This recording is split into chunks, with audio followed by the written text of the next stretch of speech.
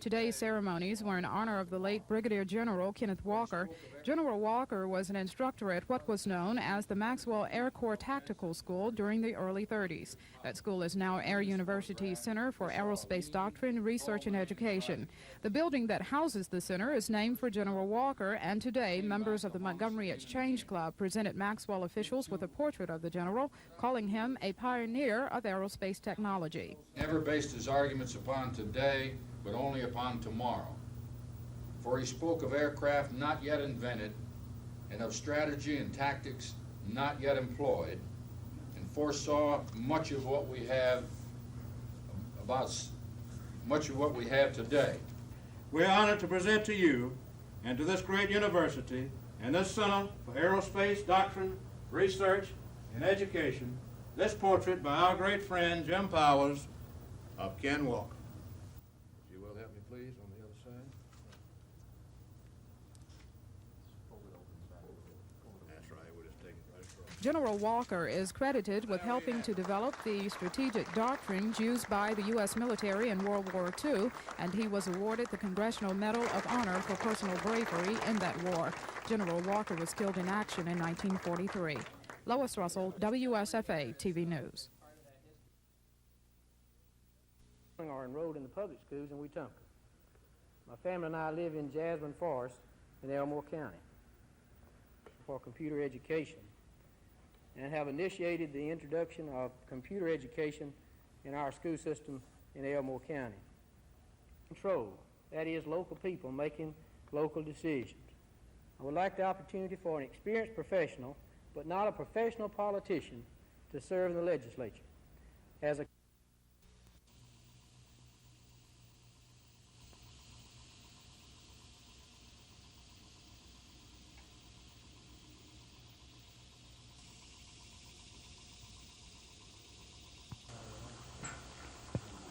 That's the lowest burn. That's right out there. But it failed. It went through after it burned. You see that sort of, that fresh looking wood there burned on both ends? That was a piece of plastic bent.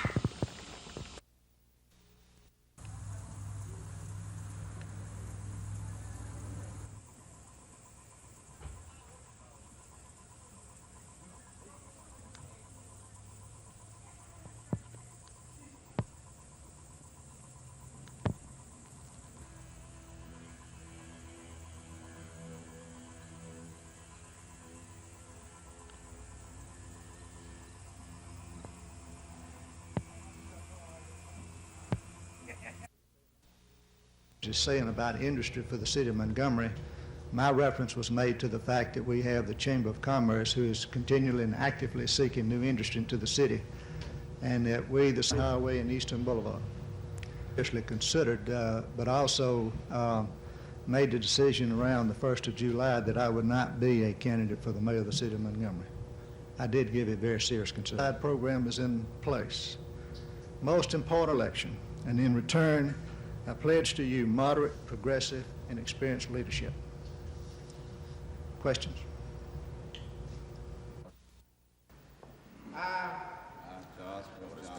Do solemnly swear that I will support the Constitution of the United States and the Constitution of the State of Alabama.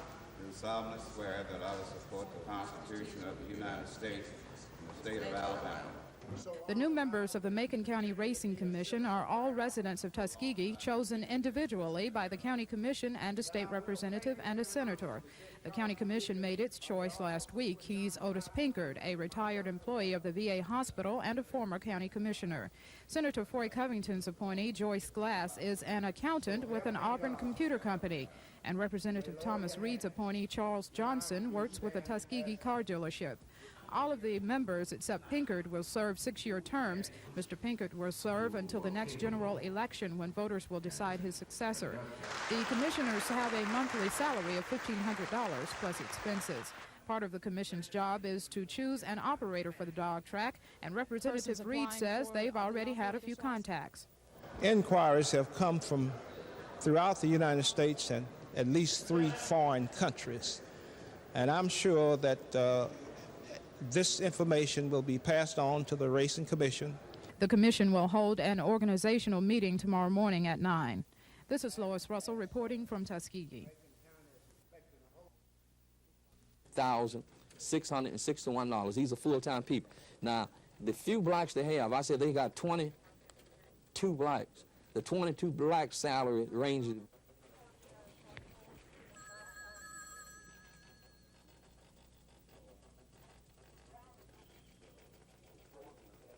Several months ago, that here in the state of Alabama. I want Governor Wallace to issue an executive order immediately prohibiting discrimination in Alabama National Guards, 1. 2, I want him to set a quota system that 20% of all the employees in the Alabama National Guards will be black. Philosophically, I'm against quota system, but I have come to the point to realize that the only way that black people in the state of Alabama is going to be given equal employment opportunities, you're going to have to set a quota system. I requested, this is a state agency, as a member of the state legislature, I requested, material, statistics on this. And these are the Air Force here. 593 white.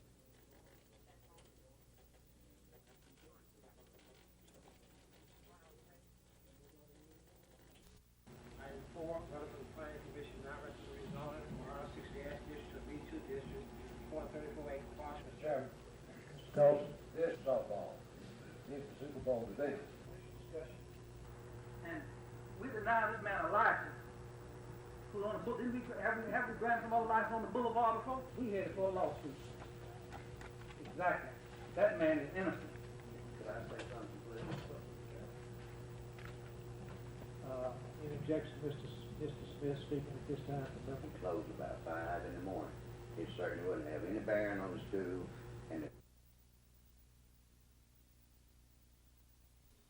help her blow her nose, or to help her in case she gets tired or whatever. But ain't she? Can she bite on it? I see it right there. Just like that. It's won't be long. You'll have one.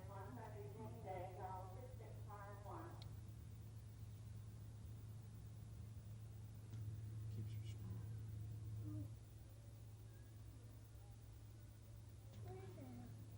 Oh, really?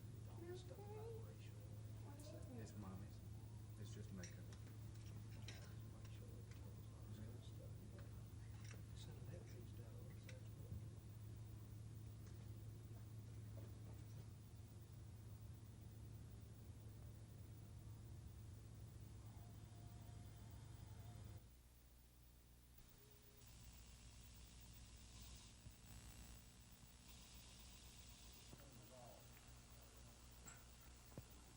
That's the lowest burn. That's right out there.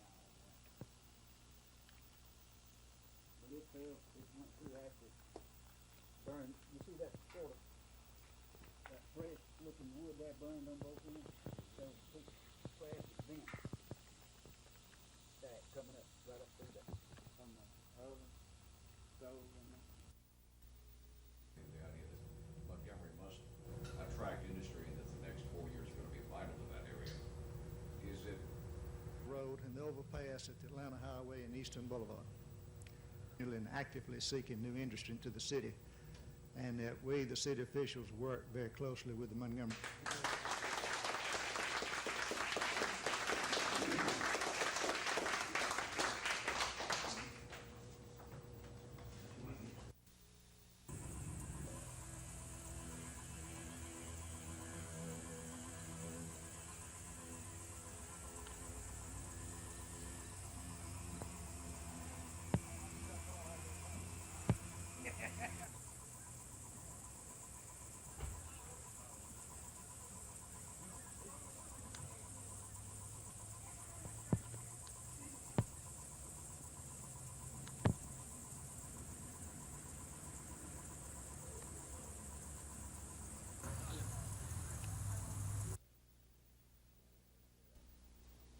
Take a great actor to do me.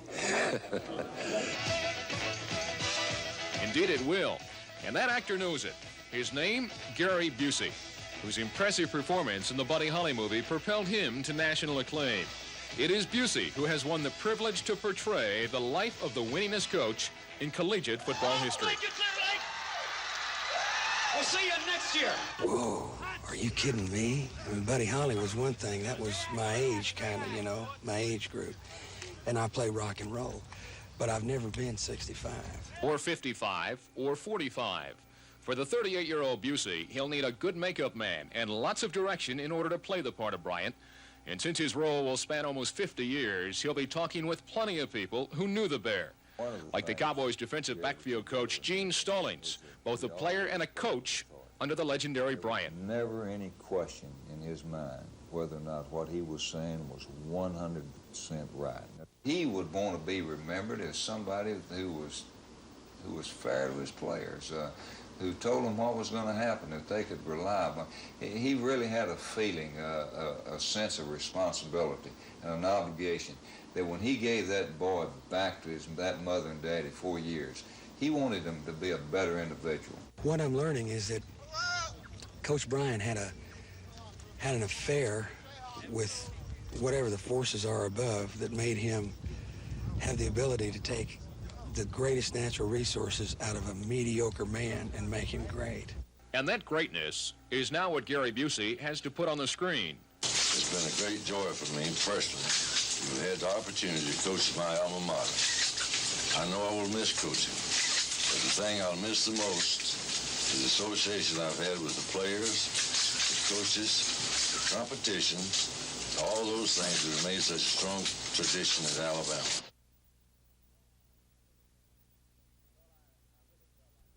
Well, I really felt like we played hard. We were not very classy looking by any stretch of the imagination, but I thought our team played hard, and had we not played hard, there's no way we could have beaten a good UCLA team. I thought it was an exciting football game. In fact, I helped to make it very exciting with some of my calls, but I was very, very pleased with the effort of our team, and that's what we were so happy about. What about your quarterback situation? Who will be your starter against Clemson? Well, Lastinger will be the starter, but I'm very pleased that Todd Williams, who came in and played half the game, will continue to share the duty with Lastinger. And I feel for the first time in some times now that we have two quarterbacks, whereas a year ago, I'm not sure that we even had one. Donnie and Dow, especially working on quickness, speed, quickness, getting your assignments down. Got to get that explosive quickness back. I think we're handling it rather well. The pressure has not been a burden to us. It's been welcomed, and I feel like our team, along with our coaching staff, has really brought most of the pressure on ourselves, because Coach Dye came in 3 years ago and stated that he was planning to build a national caliber team in so many years. We may be a little early. He might have thought it would take 4 to 5 years, but he's been here 3, and we feel like the time has come, and we've been pretty bold about saying that. So we're ready to get on with it now and find out if we're as good as people say we are and as good as we hope we'll be. Corporate income tax, I voted against the corporate franchise tax bill. I also voted against the comparative negligence bill. All of Old House District 81 is still intact. We keep Cloverdale, McGee Estates are here in Montgomery County, and for the first time, the children of Montgomery County have not been subjected to a lottery. I'm going to continue legislative session. In closing, let me say this. I believe that a legislator's voting record speaks much louder than any campaign rhetoric you're going to hear from a candidate. And I believe my voting record, again, speaks for itself. State Prison Commissioner Fred Smith was the first person on the stand in the challenge to the SIR program. There he said for the court what he's been saying since the program started, that it's a useful tool in turning criminals back into productive citizens. But Assistant Attorney General Terry Smiley questioned Mr. Smith as to where he got the authority to develop such a program. How do you compute release date for an inmate under the SIR program. I know what you're saying. Mr. Smiley asked the commissioner numerous questions about which inmates are placed in SIR and how closely they're watched once in the program. The Attorney General has been attacking the program as nothing but a slick way to let prisoners out, which has more to do with relieving overcrowding than rehabilitating inmates. Those are charges that Mr. Smith denied in today's hearing. As to arguments that inmates in SIR are a threat to the public, Mr. Smith and Attorney Barry Teague suggested that they're no more of a threat than inmates on work release or parole, and Mr. Graddick has not filed suits against those programs. Judge Joseph Phelps says it all comes down to two basic questions. First, does the law give Mr. Smith the authority to set up a program like SIR? And second, if it does, has this program been set up properly? The hearing went into a recess early this afternoon. Judge Phelps asked attorneys for both sides to present him with more information to help him make his decision. The judge says getting that information and making a decision will probably take about 10 days, but Judge Phelps says he does not want to waste time. These are, according to the judge, very important questions and deserve answers. Tom Foreman, WSFA TV News at the Montgomery County Courthouse. Attorney General Charles Graddick attacking the SIR program before a Montgomery Civic Club late last week. It was a slick, talking, fast sell operation to the public. Prison Commissioner Fred Smith defending the program in circuit court today. The two have been trading blows over SIR, over whether Mr. Smith is running the program properly and over whether he had the right to set it up in the first place. Judge Joseph Phelps says those are the problems the court is now trying to resolve. Today, the judge heard arguments from both sides about why the program came into existence and how it's been doing for the past few months. One question both sides tried to answer: what kind of inmates are allowed to enter SIR?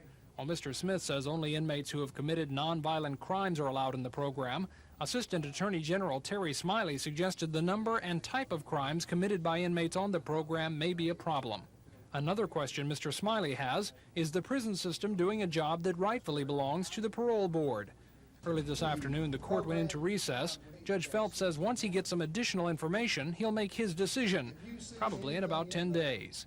Tom Foreman, WSFA TV News at the Montgomery County Courthouse.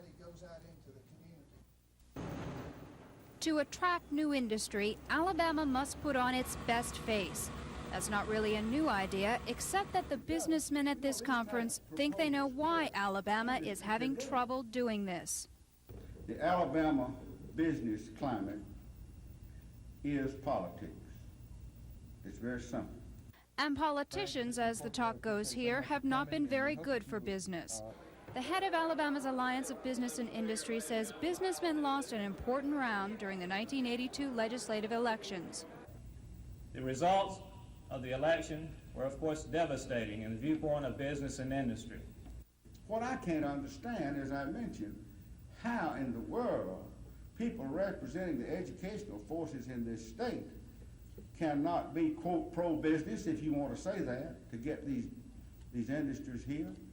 How these people representing labor, if they're going to do it in the proper manner, cannot be supportive of getting more jobs in the state. But to the squeaky wheel goes the grease, says McCorkadale, and his advice to this group was to squeak a little louder. In his words, business may have to hit candidates over the head with votes. On November 8th, we have the opportunity to elect candidates which are pro-business, candidates who will vote with business, candidates who will help improve the business climate in Alabama. I hope that we are successful.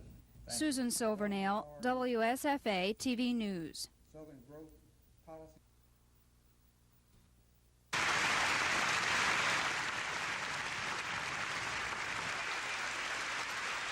Be here today with you on this significant occasion. Have rallied to a challenge. I think it is great that the grant was not made just to build a facility and not require some action on everybody's part. But you have responded to the challenge. The people of St. James have responded, and now this building will be a reality. Well, that's the trouble. Well, you've got a job now.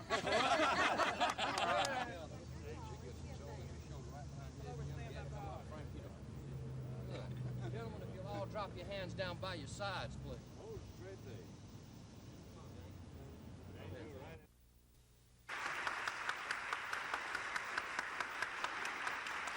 May 7th, I won the Democratic primary by an overwhelming max.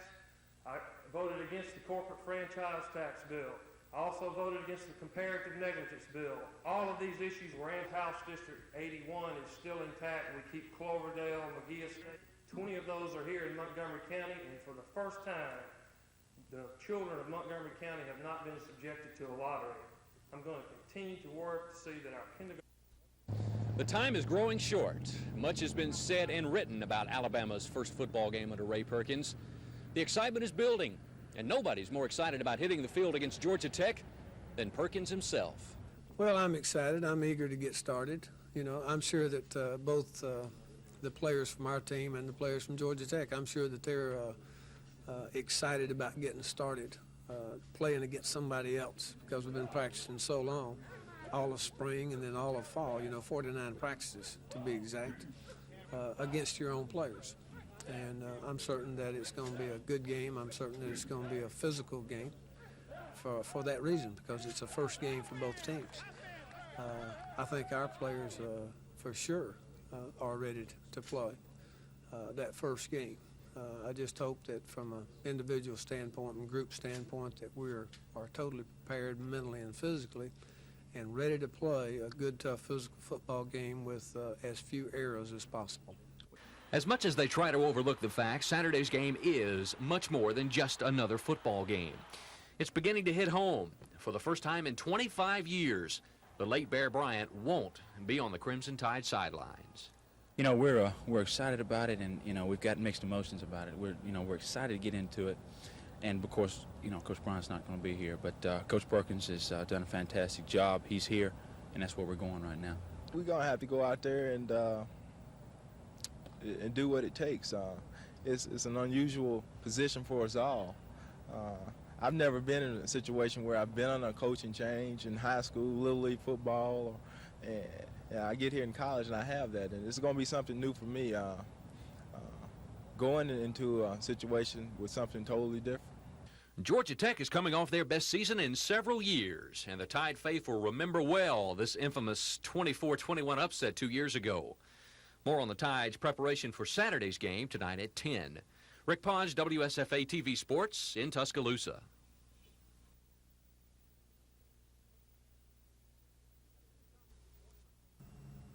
At a news conference this morning on campus, Perkins said his defense had been hit hardest by the injuries, particularly at linebacker.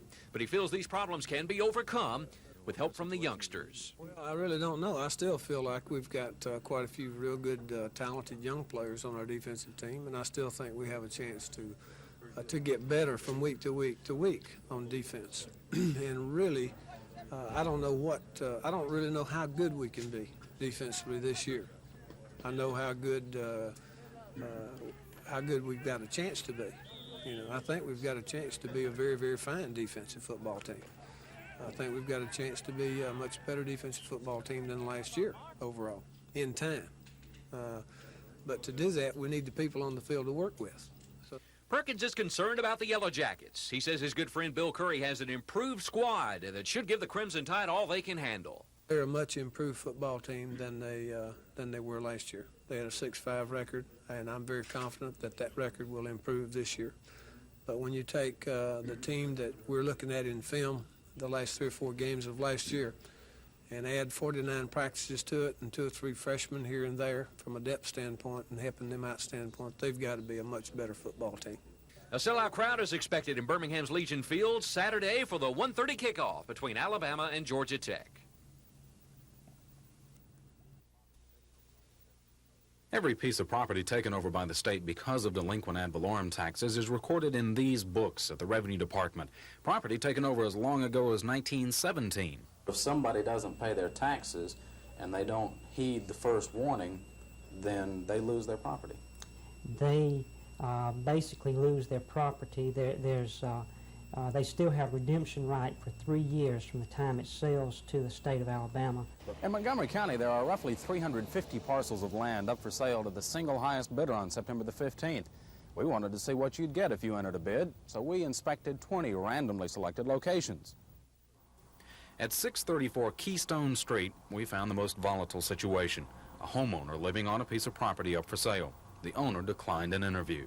But records at the county courthouse show taxes have not been paid since 1974. The records in the probate judge's office show the owner has been notified twice about the back taxes, but hasn't redeemed the property. If one of the bids open September 15th is accepted, the owner will have permanently lost her property and could be forced to move out. Records at the tax collector's office show that the delinquent taxes the first year were only $30.70, but since have accumulated to an estimated $600 to $700. But beyond that first notification from the probate judge, are they ever notified by the Revenue Department of their redemption rights? No, sir, not unless someone makes an application to purchase the property.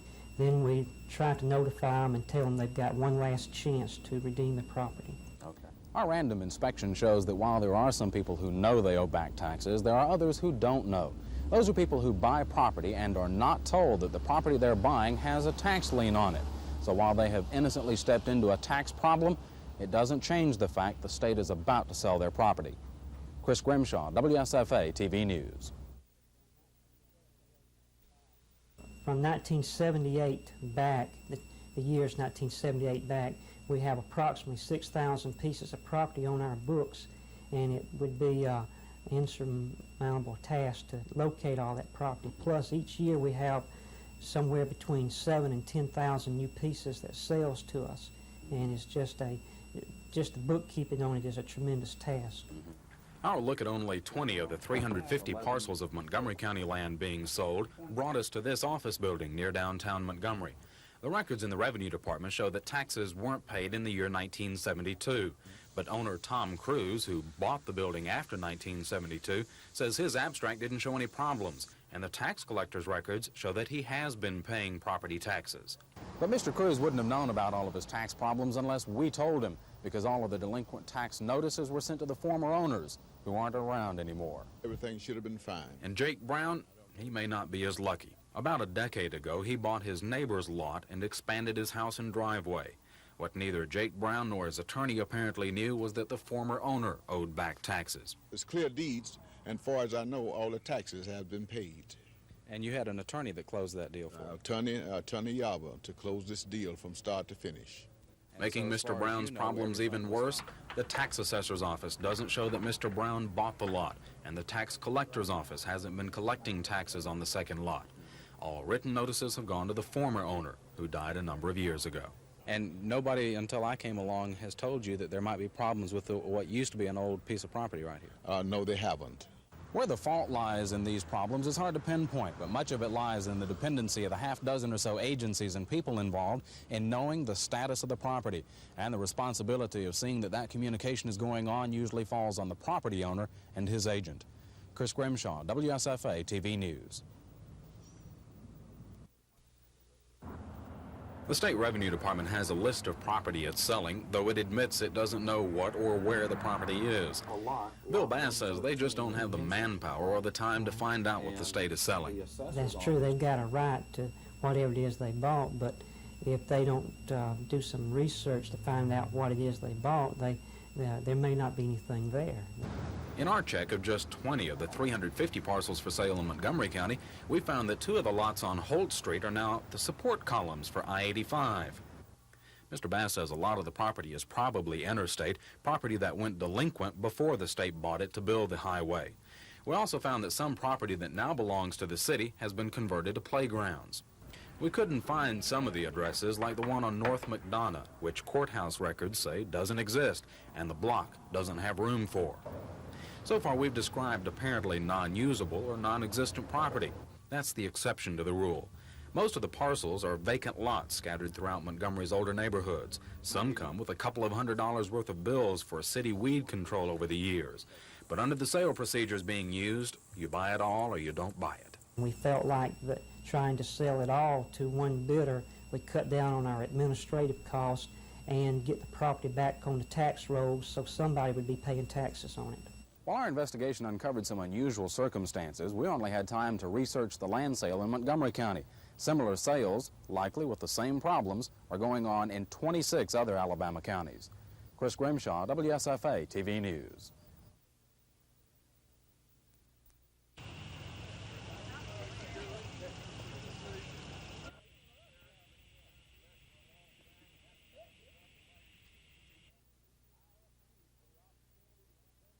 I ask you for the opportunity to continue to lead in the revitalization of downtown Montgomery, to advance the date when we can build an outer loop roadway around Montgomery, to continue to enhance the quality of life through expanding our superb parks and recreation programs, to continue to solve our drainage and traffic problems, to make even better our garbage and trash pickup service, and to make sure that we always have the best police and fire departments anywhere.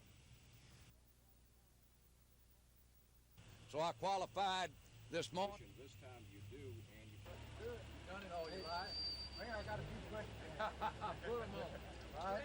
Do you promise to keep all the bridges around here?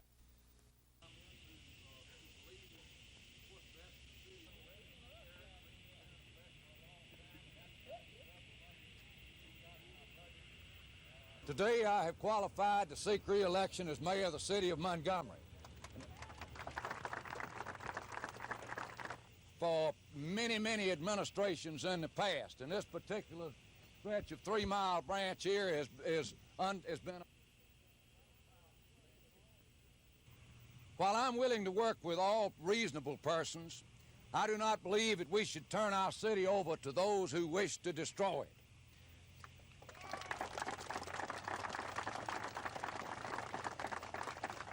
I will continue to stand up for and fight for those things that all of us know are right and proper.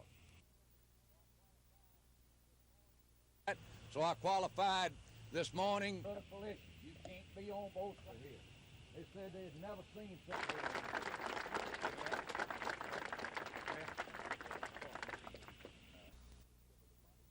A milkman making his rounds discovered the bodies of 50-year-old Lawrence Shaw and his wife Ruby on the floor of this store. They'd been shot and beaten. That was May 5th, 1973. County Sheriff's investigator W.M. Pilgreen is one of the men on the case. About 6 years ago, we had what we thought was a lead. It fell through. About 8 weeks ago, we received information there was a subject in a Mississippi jail. It had good information concerning this case. After several interviews, he was put on a polygraph. He failed this polygraph. We are right where we were 10 years ago. Authorities have told us that the robbery plot was hatched at this nightclub, which was then known as Morrison's Downtown Club. Police have 2 prime suspects, a shaky witness, and no murder weapon. Authorities know the whereabouts of the 2 murder suspects, but are in limbo because so far they have what they believe are the facts in the murder, but not necessarily enough evidence to get warrants for arrests. TV 12 News has learned that the suspect from the Mississippi jail didn't completely fail the polygraph, and that investigators plan to go back and talk to him again in hopes of piecing together what happened 10 years ago on this Air Force reservation when the Shaws were brutally murdered. This is Norman Lumpkin, WSFA TV News reporting.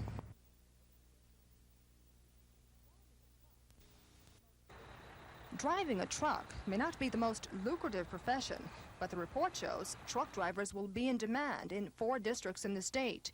Also high in demand are law enforcement officers and heavy equipment operators, but vocational experts didn't dwell so much on the labor market report for each district as they did on the main goal of the master plan. And I suppose if there were any overriding goal of the master plan, it would be that we could implement during this period of time model programs in every school system in the state for vocational education.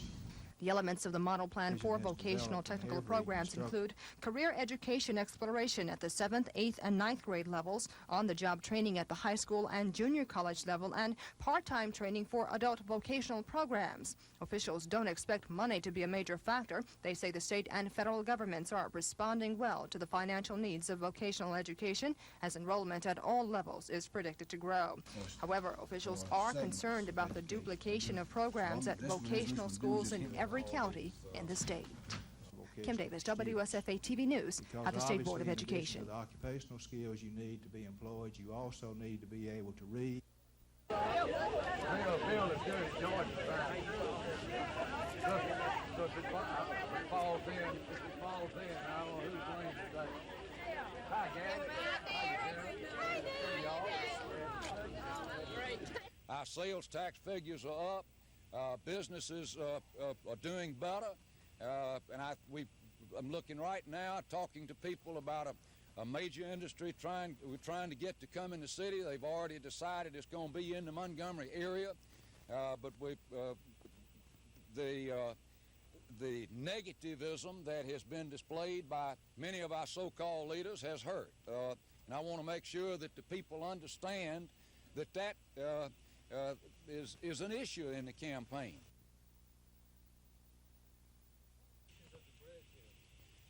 Well, first of all,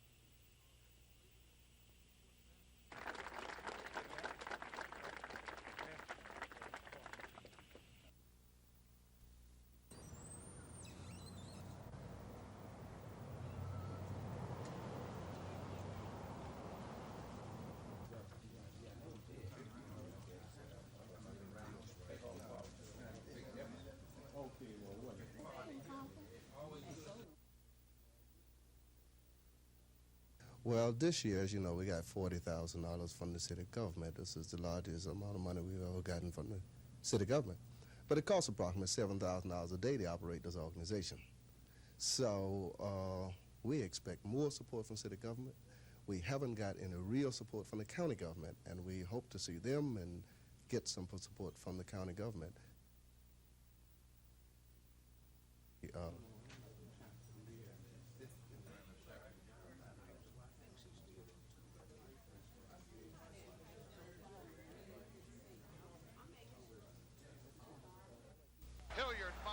The Florida State LSU contest pits two of the nation's top 20 teams against each other in a rematch of last year's contest that determined the Orange and Gator Bowl participants. LSU won that one 55-21, then went on to Miami to lose a one-point decision to Nebraska, while Florida State took a 31-12 Gator Bowl victory over West Virginia. Florida State opened their season with a shaky 47-46 victory over East Carolina last weekend. But the thing that has Tigers coach Jerry Stovall concerned is trying to stop the high-powered Seminoles offense with an inexperienced defense. It scares you and it excites you. It scares you from the standpoint that Florida State was the second most prolific football team in the country last year with respect to scoring. They went out their first ball game this year and bettered that record. They scored 47 points, coupled with a very young, inexperienced defensive line. And a young football team in general, 42 of our 91 scholarship athletes have never lettered. They're listed as freshmen athletically. That does scare you, but on the other hand, it excites you. I think we're going to be able to see them get better quarter by quarter and game by game. The game features three of the nation's top running backs, Greg Allen of Florida State and LSU's Dalton Hilliard and Gary James, against two questionable defenses. Most experts look for a big offensive show Saturday afternoon in Baton Rouge.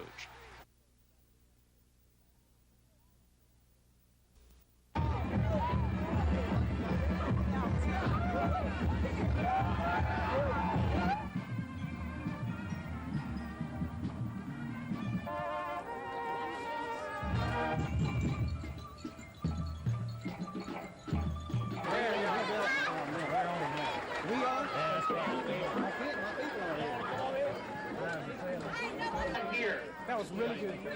Yes, we could have a band like this. We're going to be starting a full-blown band program. We're going to be... Millbrook fire officials say the blaze was reported by a neighbor around 2 o'clock in the morning. The neighbor told firemen it lit up the whole area. Firemen say when they reached the house, it was engulfed in flames, and it took an hour and a half to bring the fire under control. Firefighters say they stayed on the scene another 2 hours to make sure the flames didn't pick up again. Officials say the family that lived here was out of state when the fire started, but they suggest that doesn't mean no one was in or near the house. They say the fire started at opposite ends of the home, and all signs point toward arson. Tom Foreman, WSFA TV News in Elmore County. It's not hard to draw a crowd of politicians on the eve of an election, especially if you have the governor, hometown folks, cameras, and lots of money to give out. Representatives of 51 cities, counties, and communities showed up in the House chamber to receive grants from the Alabama Department of Economic and Community Affairs. The money is to be used for water systems, sewer projects, housing, streets, drainage projects, and economic development. Even before the money makes its way into the various bank accounts of the cities, counties, and communities involved, it will be helping some office seekers keep their names before the hometown folks. For every grant given out, there were countless pictures taken. Posing with the governor and local officials were many incumbent legislators anxious to retain their seats in the upcoming special election. Y'all kind of come in close now where we can see you. Some lawmakers readily admitted that they had nothing whatsoever to do with the awarding of the grants. They were there for their seconds in front of the TV cameras and still photographers, hoping that the pictures would make their way to some hometown newspapers. As one legislator put it, quote, "It's cookie day." Dennis Latham, WSFA TV News at the Capitol.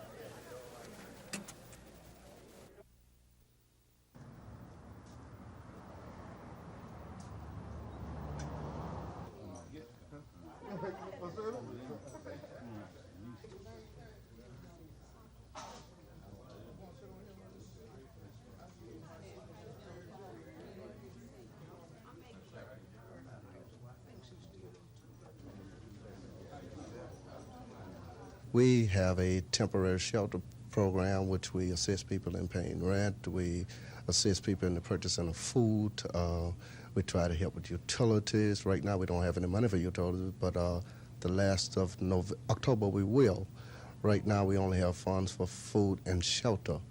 We run a Head Start program, which is the largest one in the state of Alabama, 1,159 children daily.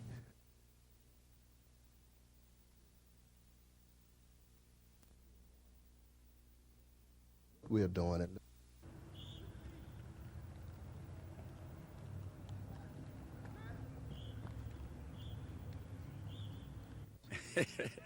Well, that's a big order, but we just pleased to play them, really, because one thing, if you're going to teach your offensive line and the defensive line any good techniques and execution, they would have to do it playing a good team. And I think we'll learn more from Southern than we would be playing some type of other team that didn't have that much, all this talent and physical build.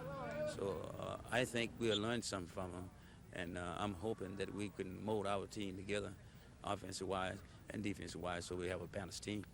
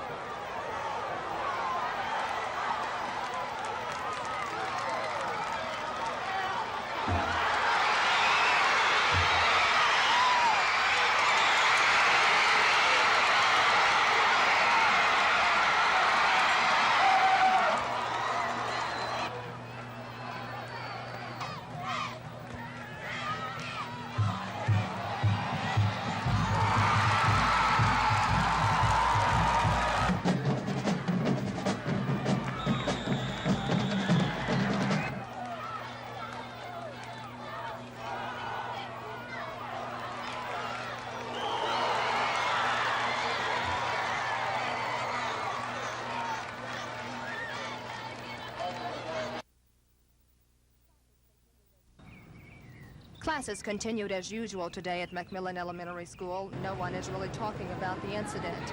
In the kitchen, where the break-in, arrest, and fatal shooting occurred, cafeteria workers were busy preparing lunch. The window allegedly used as point of entry was replaced before school began. Police say around 1 o'clock this morning, the window was broken, tripping a silent alarm and sending officers in response. Upon arrival, the patrol unit secured the building while 3 canine officers entered the building and proceeded with the search. Officer Donald Jackson with the canine unit was in charge of searching the kitchen area of the building.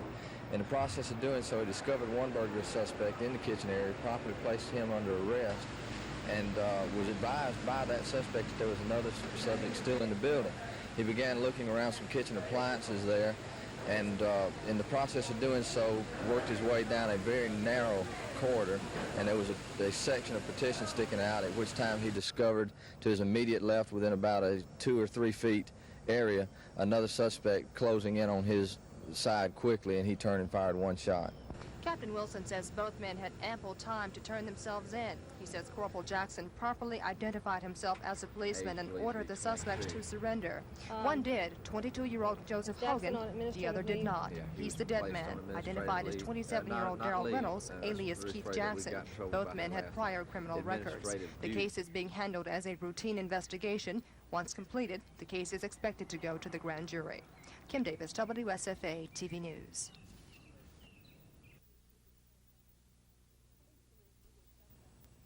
Police believe neither suspect was armed when they allegedly broke the kitchen window to enter Macmillan Elementary School. Corporal Donald Jackson was assigned to search the kitchen. He reportedly identified himself as a police officer and ordered the suspects to surrender. One did, 22-year-old Joseph Hogan. The other did not. He's the victim, identified as 27-year-old Darrell Reynolds, alias Keith Jackson. Montgomery Police Captain John Wilson. Discovered one burglary suspect in the kitchen area, promptly placed him under arrest, and was advised by that suspect that there was another subject still in the building. He began looking around some kitchen appliances there, and in the process of doing so, worked his way down a very narrow corridor, and there was a section of partition sticking out, at which time he discovered to his immediate left, within about a 2 or 3 feet area, another suspect closing in on his side quickly, and he turned and fired one shot. Captain Wilson says both men were given ample time to give themselves up. He says there was no way for Officer Jackson to know if the suspects were armed. Captain Wilson says Jackson, a 3-year veteran, responded as he was trained to do. He's on administrative duty pending the outcome of the investigation. Classes at the elementary school continued as usual today. No one was really talking about the incident, and there were no apparent signs that a burglary, arrest, and fatal shooting occurred. Kim Davis, WSFA TV News. There were no remaining signs that a burglary, arrest, and fatal shooting occurred at Macmillan Elementary School earlier today. The kitchen window allegedly used as the point of entry was replaced. Cafeteria workers were busy preparing lunch, and teachers continued with classes.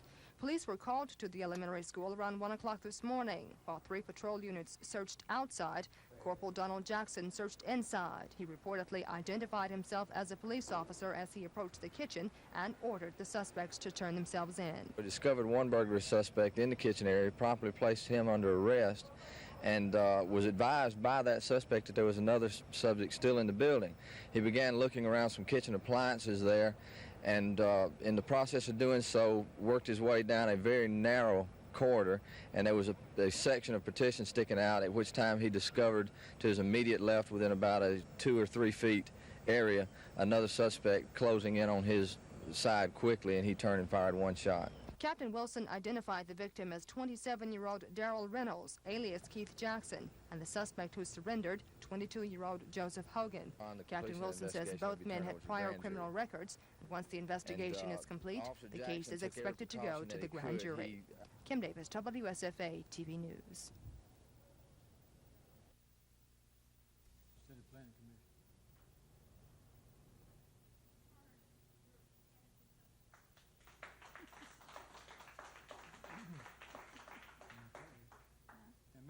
Items that are too numerous to name. I pledge to you that I shall work with the mayor in the Morningview area. We love this district. This is home to us. I think the past administration has done a real good job, and like I said in here, I'm really interested in our schools, our parks, and everything that's good for District 2. Upgrading District 2, I'm for it.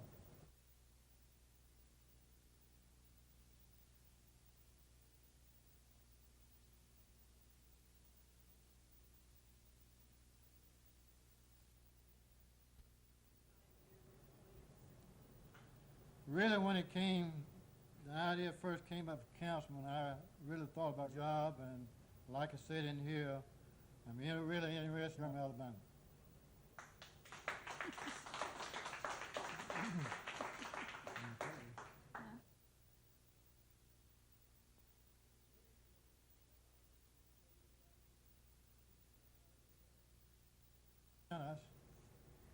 Solicit your prayers and your help.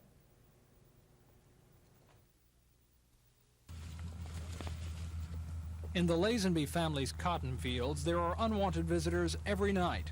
Each morning they leave behind a few more tracks and a little less of this year's cotton crop. The visitors are deer, like this one, seen earlier this year. And farmers around Macon County say they're eating up tens of thousands of dollars worth of their profits. That's why today a group of farmers met with conservation officers to complain about regulations governing the farmers' efforts to get rid of the deer. We work with the landowner any way he wants us to try to alleviate the problem. We cannot just throw it open so that they can turn loose, go out there and just kill deer indiscriminately any time of the year they want to. But the farmers say the regulations are too restrictive, that while they allow the farmers to shoot the deer out of season, they have to leave the animals' carcasses in the field. Farmers working from 7 to 9 at night have no time to go back out there and hunt the woods themselves. So therefore, they've got to find somebody to hunt those woods for them. If the permit states that we can't have those fellows to take those deer out of the field, they're not going to come back. They're not going to come the first time. State Senator Ted Little wants to change the regulations. I find it shameful if nobody can benefit from the fact that you got a fresh killed deer and nobody can have that meat. But even if the rules are changed, farmers here say it will be too late for this year, where they say conservation rules have meant a big loss to everyone. Tom Foreman, WSFA TV News in Macon County.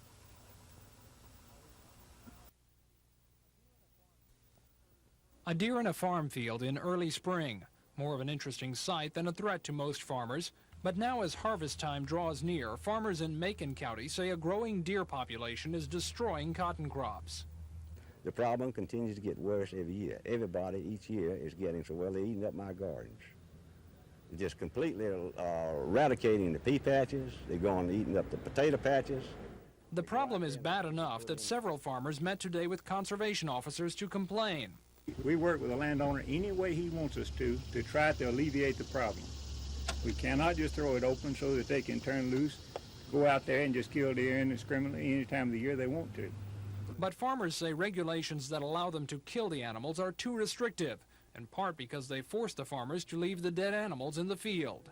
All we're interested in is a farmer can ask get someone to come out and kill his deer if he sees fit, and have the authority to take those deer home with him to put to a good use. We're not saying sell them.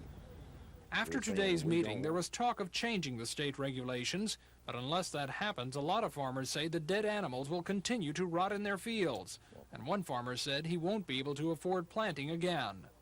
Tom Foreman, WSFA TV News in Macon County.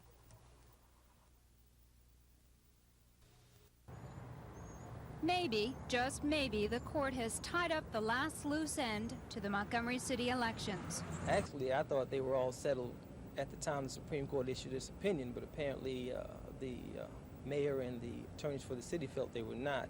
The question was whether they were running for 4 years or for an interim term in order to get on this 1980-84 cycle, which the state legislature had passed a law. So, no, we have no questions left now. The city wanted and got an interpretation of the state Supreme Court decision that set the election date in October.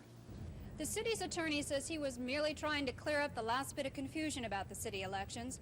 The defendant's attorney says there were politics involved. And I think it's obvious by the fact that, well, if you count, if you know your ABCs, you can. If you don't get them one time, you can try another time. So it has always been merely an effort to clarify the election laws to see when the election should be held and how long the candidates were running for. The city of Montgomery had no position one way or the other, so I'm satisfied completely. So thanks to the courts, mayoral and council candidates alike now know their district lines, the election date, and the terms of office. Susan Silvernail, WSFA TV News. The Golden Eagles of Southern Miss fly into Auburn tomorrow, fresh off a win last Saturday against Richmond, and looking for a little revenge. Southern thought they should have won last year's game with Auburn, but the clock ran out as they attempted to line up for what could have been the winning field goal. They haven't forgotten. The Eagles have their chance to get back at the Tigers tomorrow. As they practice this afternoon at Jeff Davis High School, Coach Jim Carmody told us what he thought it would take to beat Auburn. We have to move the ball offensively better than we did last year. You know, we waited till the fourth quarter to move the football, and we have to do that early and you know, have some type of attack that's sustained offensively. keep our turnovers to a minimum and chase the ball defensively. And, of course, as always, press the kicking game because when you have two good football teams playing one another, generally the one that has the best kicking game will win it. Southern Miss running back Sam DeJarnette returns to play before the home folks tomorrow. He transferred to Hattiesburg after his freshman season at Auburn. And the Selma native would like nothing better than to beat his old teammates. They'll look at me just like, I guess, any other opposing running back, and I'm going into the game to win. Well, if I didn't go in to win, I'd be letting my own teammates down. Southern Miss at Auburn. Kickoff 6 o'clock tomorrow night on the Plains. Alabama enters their dawn of a new era tomorrow in Birmingham. The Crimson Tide plays its first game under new coach Ray Perkins. The opponent is Georgia Tech, a team the Tide pounded 45-7 last year in Atlanta. Perkins doesn't expect that this time around. Well, I expect a very, very much improved football team. I really do. And that's the one thing that we cannot do, which we might have done 2 years ago, is underestimate your opponent. Tide fans are excited about the new Bama Pro Set offense. Gone is the wishbone. Quarterback Walter Lewis has run both, and he likes what he's seen so far under Perkins. If we go out there and execute and be consistent, it can give us a lot of excitement and give the fans a lot of excitement also. Alabama and Georgia Tech kick off at 1:30 tomorrow afternoon from Birmingham's Legion Field. Rick Pons, WSFA TV Sports. A couple of good runs highlighted first half play. Darryl Streeter Carver takes the pitch out here, and watch him go. He'll cut back upfield and looks to be on his way to pay dirt, but loses his balance in the open field, falling at the 28, a gain of 56 yards, but Carver failed to score. Second quarter now, Lee on the march. Here's Bobby Washington off the option. He'll ramble to the Carver 47, a pickup of 37 on the play, but the Generals couldn't score. The only tally of the half came on a safety, 2-0 Lee at intermission. To the third, Generals' first possession, Bobby Washington caps a long drive, diving it over from the 1, 9-0 lead. In the fourth, the Generals put it away. Washington takes the pitch here, and around the left side he goes, breaking a tackle, and he wins the foot race to the end zone. 16-0 Lee over Carver. The Generals are 2-0 on the year. The Wolverines 0-2. Rick Pons, WSFA TV Sports. Officials say Corporal Don Jackson shot and killed 27-year-old Darrell Reynolds while investigating the burglary at McMillan Elementary School.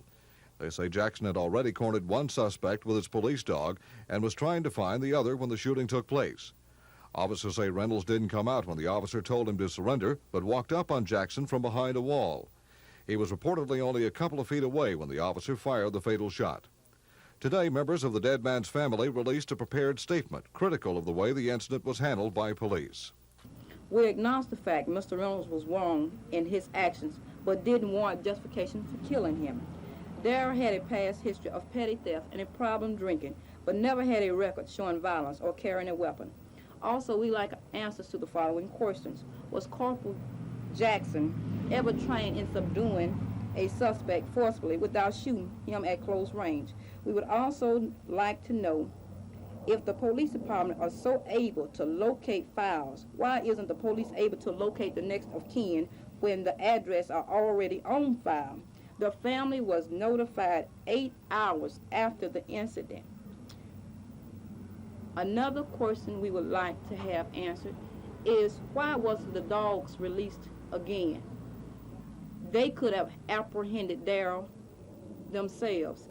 Corporal Don Jackson has been placed on administrative duty until a coroner's inquest can turn all evidence over to the Montgomery County District Attorney.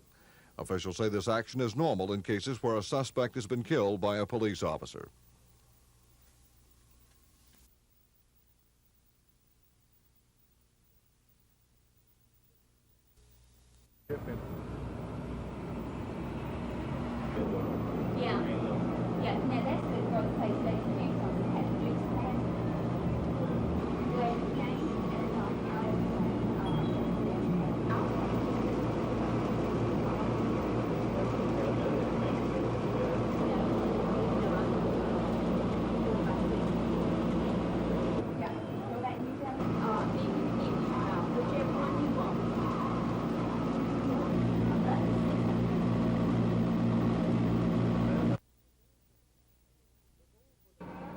The goal for the Black Mayors Conference is to find a better way to control the $15 billion the mayors say comes through their cities every year. To do that, the conference brought together not only the mayors, but also lawyers, businessmen, contractors, and bankers, the kind of people Tuskegee Mayor Johnny Ford says can help give black people better control over their own money. It makes no sense for us to continue to throw our money away to major corporations who do not give us respect in terms of employing our people, in terms of making sure that they reinvest in our communities across this country. While they are developing those strategies, we need to work very, very closely with you so we can perhaps put some of that legislation that you need into the regulations that they're creating. But all of this is part of a larger goal for the people at this conference, a goal they call economic equality. That is a goal the conference has been working on for some time, and Augusta, Georgia Mayor Edward McIntyre says it will still take a while to reach. I think that it's important that we manufacture, produce, that we have political power, and a combination of all these will certainly bring us into the melting pot. And this is where I think we ought to be, but we're a long ways from that. And until we realize, as other ethnic groups have done, that we must find for ourselves a manufacturing, a producing niche within this society, then we're going to forever be behind. But Mayor McIntyre says there is a gleam of hope that the goal is drawing nearer. And he says one day, with efforts like these, it can be reached. Tom Foreman, WSFA TV News in Tuskegee. The OIC started at this pool hall in downtown Montgomery in 1968. Since then, 4,000 people from Montgomery, Autauga, Elmore, Macon, Lowndes, and Pike counties have been trained for jobs. Today, former and present OIC trainees got together for their first annual picnic. Connie Harper is the executive director who started the program 15 years ago. But our main thrust is to help people get off welfare and become productive citizens. Our philosophy is that people can pull themselves up by their own bootstraps. The whole thrust of our program has been that people don't owe you anything. You can help yourself. That philosophy is the reason President Reagan chose to fund Montgomery's OIC program. The OIC will use the federal money to finance 6-week training courses for welders, cashiers, construction workers, and a variety of other occupations. The 221 people who will be chosen for the program will receive $2 an hour for attending the training classes. Anyone wishing to sign up for the classes should apply during the next 2 weeks at the OIC office on Cafe Drive. Lisa Walsh, WSFA TV News.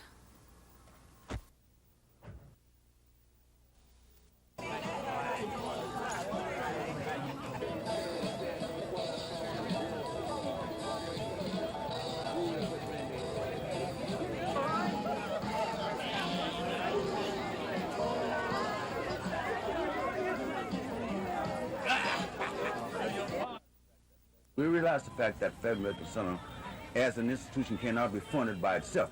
We have 4 other hospitals in the city of Montgomery, and they should be considered 2. So I gave a proposal to the Intergovernmental Relations Committee, the city and county, how to go by step, involving themselves in trying to get some money for Federal Medical Center. Not only that, I think it should involve Elmore County, Lowndes County, and other outlying counties which don't have general hospitals, and they do have envisioned